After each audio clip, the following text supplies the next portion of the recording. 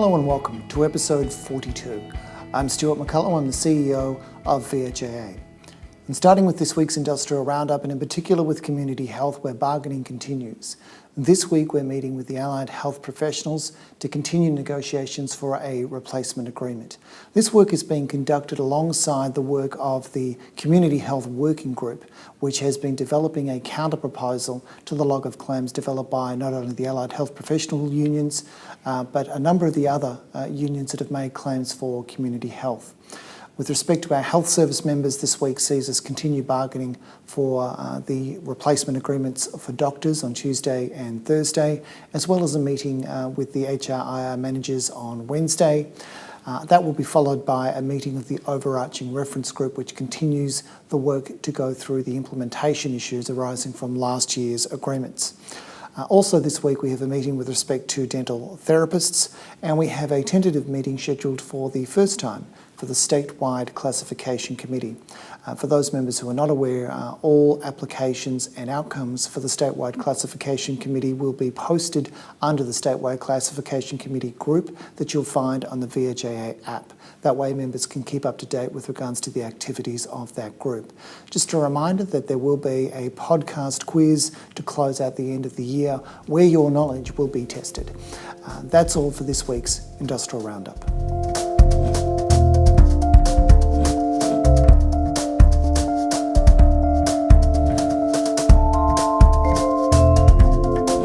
Welcome to the weekly update, where we go in depth with a particular subject.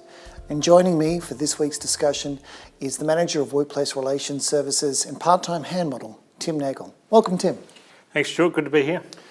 Tim, would you do the honours and reveal the clue which will indicate the subject for this week's discussion? Sure. So for the benefit of those who are listening rather than watching this podcast, could you describe the object? It's a hand tambourine. I think the technical term for that device is a hamborine. And on the basis of that clue, what's the subject for our discussion today? Handy people classification structures. Tim, you couldn't be more wrong. The hand symbolises something that we are doing that is handy.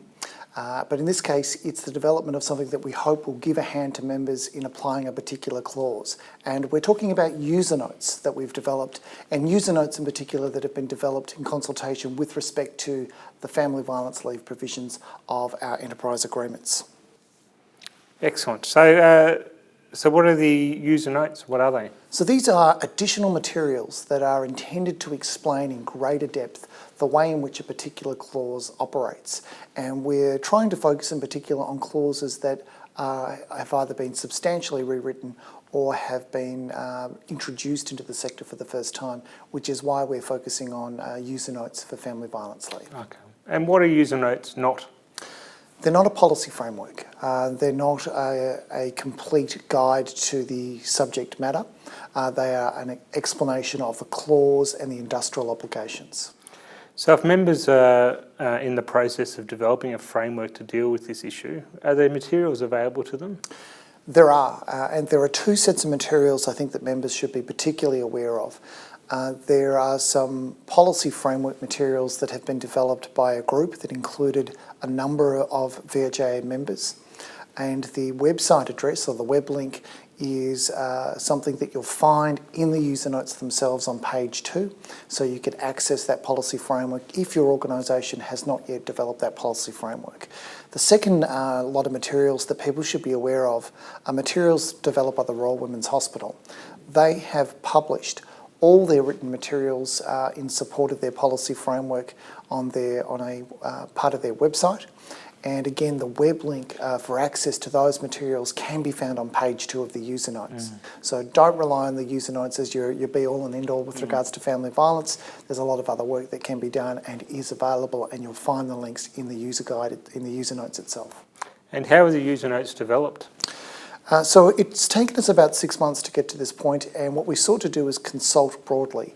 We did that, for example, through our regional forums, but we then also consulted with various unions as well as our overarching reference group.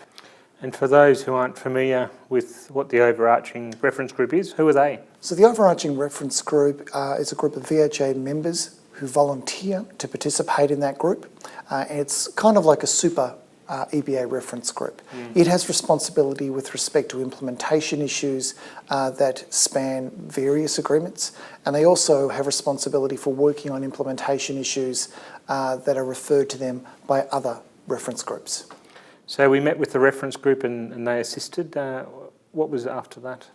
So certainly, look, the reference group was particularly important, as well as consulting with members, because what we were seeking to do is draw expertise from our sector to make the user notes as effective as we could. But after that, we actually convened a meeting of all the health unions to go through the draft user notes with them. Yeah, and was it a productive process, that? Look, it was. And previously we'd reported a little bit about our experience last year where we had brought the health unions together and the results were a little bit mixed. On this occasion, it was quite useful. And I think what it says to me is that there is a need to meet with all the health unions as a group from time to time to talk about those issues that do span across agreements. So for me, it was both informative and a productive process. And so as a result of that process, were the user notes an agreed document? So in terms of the user notes, we haven't sought agreement across the spectrum from all the different unions. We have sought their input and we've been really able to accommodate almost all of their feedback. But with a written document, it's always difficult to seek agreement from multiple parties, and you may never reach agreement if you seek to do that. So I think it's fairer to characterise the user notes as something over which we have consulted with the unions about, and consultation in the classic sense, in that their input has had an impact on the end outcome. Yeah. And so how are the user notes set out in terms of? Yeah, so the way the user notes are set out, after an index, there's an introduction, and then there are various items, numbered items, and each item states which subclause that it relates to. Okay. So we have these clauses in our various agreement, but the structure is the same. So when we talk about a subclause, it will correspond across the agreements. So there's a structure that's linked to the structure within the agreement. In terms of, there's a section on purpose. What's the purpose of the purpose? The purpose of the purpose is really just to remind people to be purposive. The purpose and the reason for identifying that up front and the reason for including that in the introduction is really just as a way of setting the scene. Yeah. And it's important with a clause like this to talk about purpose. What we're trying to achieve is that the clause operates as everybody wants it to and expects it to, that it succeeds. And that's what success is, that it operates as intended. And the reason for identifying purpose as being the correct starting point is that we don't want people to apply any clause of any agreement in a trite or a narrow or a pedantic sense, but to actually consider about how to apply the clause, having regard for its purpose. And so it's really just about setting the scene. It's particularly important with this entitlement. It gives context. Very much so, and it really is trying to say this is the approach that you should take to applying and interpreting this clause. So the other part is the introduction as well that you just mentioned. What does the introduction do other than what you've talked about? Yeah, look, just also in terms of setting the scene, it provides a reminder to members that family violence events are not solely something that happens externally. Family violence events can occur within the workplace through a number of means, such as email, such as telephone calls, because of the nature of the industry in which we work, simply by people presenting to the workplace as such. So it's just a reminder that these aren't things that happen outside the walls. They are also things that can occur inside the workplace, and it's necessary to have regard for those risks. Anything else in the introduction? Just one more thing. Under subclause 4G of the Family Violence Leave Clause, there's a reference to the development by an employer of a guideline. The user notes are not your guideline. That is a different document. So a guideline is a document that will identify who is responsible for what actions in your particular workplace. Having a clear set of identified responsibilities and people who have accepted those responsibilities is crucial to making the clause work. That's what the guideline is. People should still develop that to make sure the clause operates. The user notes are really just about explaining the clause. So that sounds like an important point in that the user guide is one thing, but there's still another piece of work that health services need to do. There are several pieces of work, of which developing guidelines is one. Yeah. So that's the introduction. What does section 1 of the user guide do? So section 1, that first item, it talks about not only subsection 1 of the clause, but also some words that appear just below the heading and before subsection 1 even begins. And the note at the top of the clause makes reference to the definition of a family member and makes the point that Section 8 of the Victorian Family Violence Protection Act has a broader definition of family member. And it's really just to alert people to that fact. And why is it necessary to point that out? Within industrial relations, what we're accustomed to is the term immediate family. The term immediate family is one that's defined in all of our agreements, but it's also defined under the Fair Work Act. That's what we're used to. And it's appropriate to emphasise that we're talking about something that is broader than that. And what the user notes do is provide that additional detail so people have that to hand and don't have to go looking for Section 8 of the Family Violence Protection Act. So the answer is in the user notes? That's correct. So the term family member, that includes all the obvious things that you would expect that term to cover, such as the person's current or former spouse or domestic partner, but it also includes a range of other people. Someone who has or who has had, that is the past tense, has had an intimate personal relationship with that person, a person who is or who has been a relative, a child who normally or regularly resides with the relevant person or used to reside with a child of the person. I'm just making the point that they may no longer be a child at that point, who has an intimate relationship with that person. So having regard to the G rating of this podcast, what is an intimate relationship in terms of the clause? Yeah, so I think it's really just about making sure that people don't make an assumption as to what it means. So the term under the Family Violence Act is quite broad. It's clear that it may or may not be a sexual relationship, for example. What else does the definition of family member cover? It also covers a person who is regarded as being like a family member, whom it's reasonable to regard as being a family member having regard to a whole range of circumstances.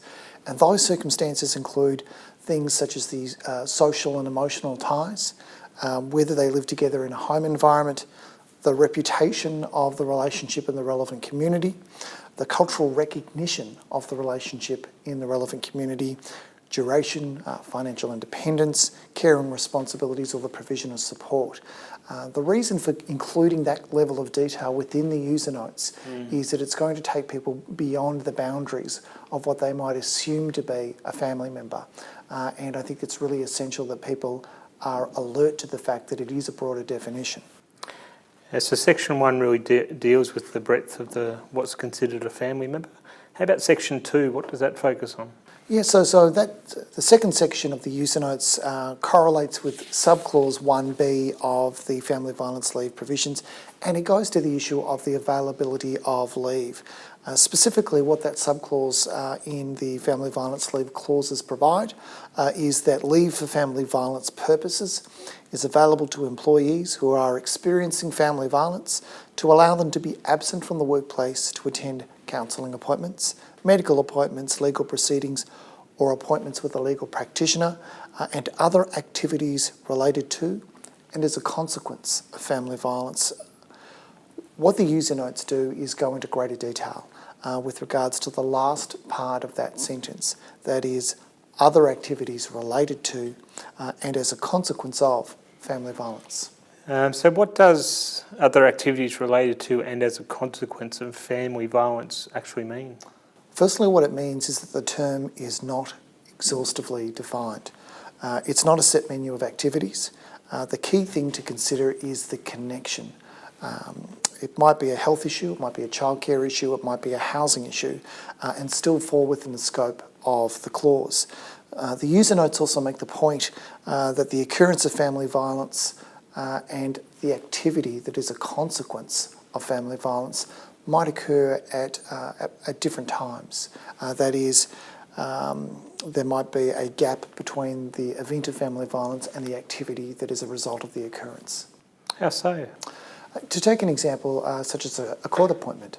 A court appointment might be separated by some time from when the actual event occurred, but it is still a consequence of family violence.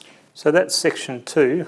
That brings us to section 3. What does that contain? So section 3 of the user notes goes to subclause 3, and that talks about paid leave for family violence purposes is available to all employees with the exception of casual employees, and it goes to the issue of family violence purposes, and that expression, family violence purposes. And what does family violence purposes mean? Again, it's a broad term, but you should be looking at subclause 5 of your family violence leave clause, which we'll get to in a moment, but that provides additional information about that entitlement to paid leave. And how about casuals? Casuals don't have an entitlement to paid leave, but they do have an entitlement to unpaid leave. So that brings us to subclause 4. That talks about evidence, doesn't it? Yeah, so subclause 4, and if you go to section 4 of the user notes, it extracts the relevant provision with regards to evidence. And the first thing to note with regards to evidence is that it may be required. It doesn't have to be required. And where it is required, it can be in the form of an agreed document issued by the police, court, registered health practitioner, family violence support service, district nurse, maternal and child health nurse or lawyer. And a signed statutory declaration can also be offered as evidence. Sorry? Which is one of the common questions that people ask. Can a stat dec suffice? And the answer to that is, well, yes, it can. And the other question that we've got is, what is an agreed document? Yeah, and it's a really great question. The term agreed document appears in the clause, but it's not defined. Obviously, it does include those things that are included within the clause and the agreements. I think what we're talking about is evidence that would satisfy a reasonable person, and people should come to the issue of evidence through that lens and consider whether the evidence would satisfy a reasonable person. Another way to look at it, would it satisfy a third party? If there was a dispute and it went before the Commission, would the Commission be satisfied? One of the examples, though, that we have expressly included within the user notes tries to capture perhaps what might be the most common form of evidence, such as and that's a family violence safety notice that's issued by the police. We've suggested that employees should be encouraged, though, to exclude the part of that notice that details the nature of the violence. So there's a level of redaction may be appropriate? Yeah, so it's not addressed in the clause, but just in terms of its application, redaction of some information may be entirely appropriate. The purpose of the evidence is to be satisfied that there is a legitimate basis to the entitlement under the agreement. The purpose of the evidence is not to trawl through personal information. So subclause 4B refers to a requirement to keep personal information confidential. What's this involve? Yeah, so subclause 4B does have that requirement. And if you go to item 5, section 5 of the user notes, what we talk about is what might constitute personal information. Firstly, it's personal information concerning family violence. Employers keep personal information with regards to their employees, but where, again, it's about that connection. We've also extracted the definition of personal information from the Privacy and Data Protection Act 2014 as an example. In effect, when you need to make a record, you should think about doing that in a way and in a manner whereby the identity of the employee is not apparent and cannot be reasonably ascertained. So how is that possible? It may be as simple as utilising an employee number, for example. So what about confidentiality? So the first principle with regards to confidentiality, and again this is set out in the user notes, is confidentiality is really about ensuring that people who know about the issue, that it's on a need to know rather than want to know kind of basis. And when it comes to the issue of who needs to know, that is something that should be determined in consultation with the affected employee. I note that subclause 4 prohibits adverse action against employees if their attendance or performance suffers at work as a result of experiencing family violence. Yes, I'll take you to item 6, or section 6 of the user notes. The term adverse action is one that we are familiar with within people and culture and HR and IR in the context of the Fair Work Act. It has a particular meaning. But it means something slightly, doesn't have that strict legal meaning here. When we talk about adverse action, we're talking about ensuring that somebody is not disciplined or terminated as a result, in effect as a result of family violence as such. So this goes to one of the key objectives of the clause, which is set out at the front. One of the reasons for having family violence provisions and family violence leave is to ensure security of employment for those who are experiencing family violence. So an employer can't do anything in those circumstances? Not quite. An employer should take reasonable action to ensure safety for patients, safety for the employee, safety for other employees. It doesn't operate to prevent supportive measures. Together with a contact officer, there could be discussions about how to support improvements. So I think the important point there is it's still about maintaining employment and not taking that adverse action that may threaten the employment. And it's because the matters that are at issue, such as attendance or performance, are connected to the family violence. And what does the user guide say about contact officers? So that comes out of subclause 4D of the agreements and item 7 of the user notes. And there are some action items effectively for employers, such as identifying the family violence contact officers within the workplace. That's who the contact officers are? Correct. And the training the contact officers receive, those people must then receive training, both with regards to family violence issues, but also with regards to privacy issues. So it's privacy as well? That's correct. Where is that training available? So people are starting to develop family violence contact officer training, and it seems to be that there are providers who are operating within this space, including some women's health services and family violence services. I think one of the bits of unfinished business for me, and this became apparent when we spoke to the unions, is what is the accessible family violence contact officer training that people can tap into, and that doesn't seem to have been developed across the board and may not be available across the board. So I think that's a gap that we still need to fill. But the user notes also include the things that should be part of that training. So the contact officers are identified, trained, and then what? Advertised. People need to know who the family violence contact officer is, and that can occur and should occur through multiple formats. Notice boards, intranet, internal newsletters, policy. I think it should be something that's addressed in induction. Do the user notes talk about how to establish contact officers? So there are a few suggestions. One of those suggestions is that more than one family violence contact officer should be established. One of the queries that we've already received, you don't need 24-hour coverage. It's not like an acute service. What you're trying to ensure, though, is that there are no barriers to access in place. So if you have only one, then it could be that there is a reason why the person experiencing family violence doesn't feel comfortable going to that particular contact officer. So you need alternatives. It's also the case, and what we've said in the user notes, is that the family violence contact officer should be appropriate. That could be culturally appropriate in a diverse work environment, and it should also be gender appropriate. Oftentimes the contact officer will be someone in HR. Or include someone in HR. But if your HR person is a bloke, that won't be enough because that potentially could be a barrier to access, and that's what we're trying to avoid. So your contact officer arrangements really have to have regard to ensuring there aren't any barriers to accessing? That's correct. So this begs the obvious question, what does a family violence contact officer do? In a sense, it's important to begin with what they don't do. So a family violence contact officer is not there to fix family violence. They're not counsellors, they're not case managers.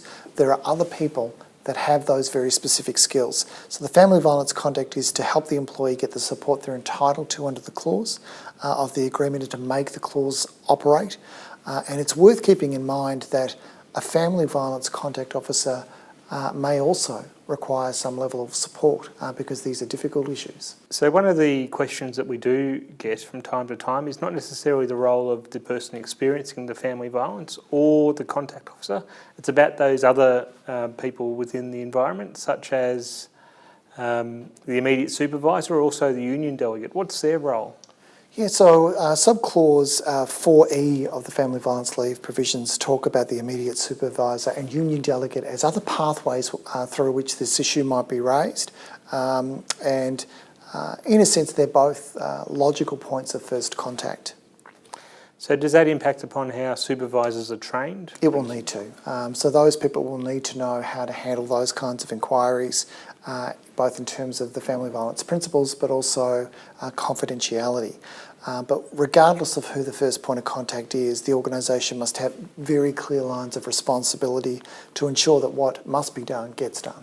And what kind of responsibilities do you think would be apparent? Yeah, so we've set these out in the user notes, and they're things such as who's responsible for liaising with payroll, who can authorise, who's delegated to authorise the payment of leave, who's responsible for ensuring that the issue is managed in a manner that's consistent with the agreement, who's responsible for ensuring that where family violence leave is taken, the confidentiality is preserved on rosters and pay slips, responsible for ensuring that the employee is fully informed of the entitlements under the clause, ensuring that those who need to know do know, responsible for ensuring that a workplace plan has been considered or developed or implemented.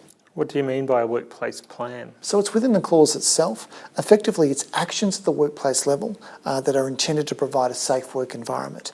That could be a change of hours, it could be a change in email address, it could be a change in phone number or a safe work location. It could be a range of things, but it's considering how these can be done and what needs to be done to provide a safe work environment. That's the purpose of that plan. So we talked about paid leave before, and you've also talked about the roster and the pay slip. And so obviously the issue there is how it's recorded.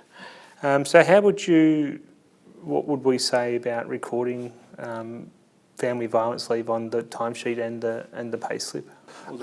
So this is where the benefit of the expertise from both unions but also the overarching reference group and members comes in, because some people have developed their ideas quite fully.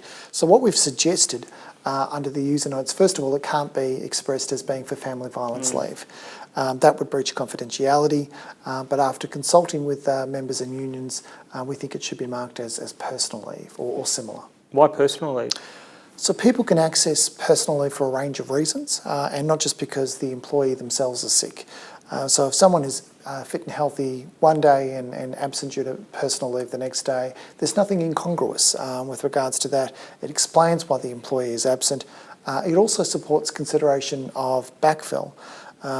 It's got to be noted that in the context of family violence leave, that it can fall into a couple of categories. Some of it will be planned leave. And a court appearance might be an example of that. But some of it will be unplanned and unknown at the time. The role of payroll seems critical. Yeah, it is. And what's necessary is to ensure that there is some intervention to make sure that if it's marked as personal leave on a roster, for example, that it's not deducted as personal leave. The entitlement under the clause is to 20 days or up to 20 days. That's not an accrual. It's available in each year. So what it does, and this is where the lines of responsibility are clear, who's responsible for ensuring that intervention from payroll to ensure that the family violence leave is paid and that personal leave is not deducted. And how about the pay slip? What are the considerations there? So it's got to be remembered that a partner who is potentially the perpetrator of the family violence may have access to the pay slip. So it can't appear as family violence leave on the pay slip either. We've suggested in the user notes, having regard for the collective wisdom around the table, that ordinary hours other or some similar designation be given. It is important that we are able to get a sense of how broadly the leave entitlement has been used. What about someone who is supporting another person who's experiencing family leave? So we get a lot of questions about the role of someone who's supporting someone else. The first thing to note is that there's long been an entitlement to utilise carers leave in certain circumstances. That is that you can utilise carers leave to provide care or support to a member of the immediate family or household who experiences an unexpected emergency, for example. And one of the ironies has been that you can provide care and support to someone else because of a family violence emergency, but there wasn't an entitlement for leave for yourself if you were the person experiencing it. What the new family violence leave clause does is it still makes the point if you're caring or supporting someone else, that's personal leave. But what it does do is it broadens the use of that provision. So it's broader than a member of the immediate family or household. It could include a friend or a neighbour. That is, the effect of that clause is to broaden the access to personal leave if you're supporting someone else. So you mentioned a workplace plan before. Is there an obligation on employers to consider requests from employees to change their arrangements? Yeah, there is. So the user notes go into this, but at subclause 6A of the Family Violence Leave Clause, it says an employer will approve any reasonable request to vary their conditions, such as changing shifts, duties, location, telephone number, email address. It may be that the parties consider something like a flexible work arrangement if that is useful. So what the user notes are seeking to do is to remind and encourage employers to think more broadly. You may need to, for example, amend your website. If you ordinarily publish the contact details on your health service or community health service website, it may well be that you need to restrict the publication of things like phone numbers or restrict access even in terms of the switchboard in some situations. What it's asking people to do and reminding people to do is just think it through. And would those changes be permanent? Generally not. Changes should be temporary with reviews at agreed intervals. The objective should be that things return to normal once things return to normal. And should employees that are experiencing family violence also be referred to the EAP? Yes, they should. But in the user notes, we've suggested that employers check with their EAP providers to ensure that the people that they are supplying to give support have been trained in family violence issues. My sense is that if your EAP provider hasn't gone through that process and doesn't have those kind of people, that they soon will. And where can people find the user guide? So we'll be putting it on the app, but also posting it on the website, and we'll provide some information to members as to how they can access those user notes once they're published. To recap, what would be the key points? So the user notes are intended to serve a purpose, and that purpose is to help members get their head around a completely new provision. That's the purpose of the user notes. So those are the things we want people to keep in mind. But Tim, thank you for joining me today to talk about our user notes. Thank you, Stuart. And I think we should say thanks to the Handbarine.